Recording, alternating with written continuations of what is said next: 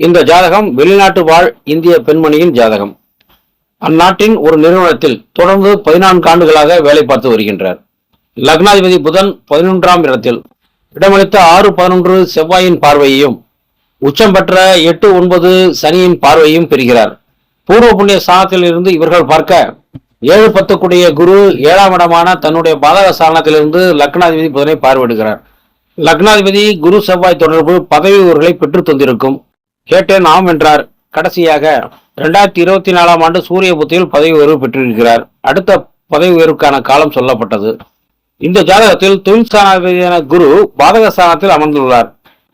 அவரே இவரின் முதலாளியாக காட்டப்படுவார்.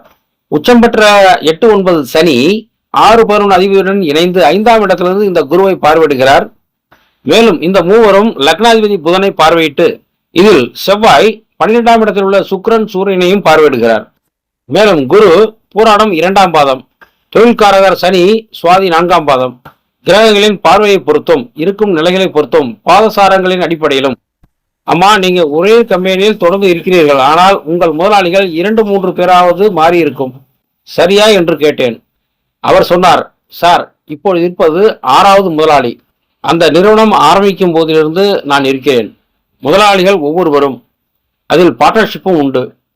அவர்கள் பல்வேறு காரணங்களுக்காக தொழிலை நடத்த முடியாமலோ அல்லது கடன் பிரச்சனை காரணமாகவோ வேறொருவரிடம் விட்டு விடுவர். சமீபத்தில் எங்களுடைய கம்பெனியை 6வது முதலாளி வாங்கியிருக்கிறார் என்றார். ஒரு ஜாதகம் என்பது அவர் மற்றும் குடும்பத்தாரை மட்டுமல்ல, ஜாதகரின் முதலாளிகளை பற்றியும் அந்த நிறுவனத்தின் நிலையை பற்றியும் கூறும் என்பதற்கு இது ஒரு சான்று.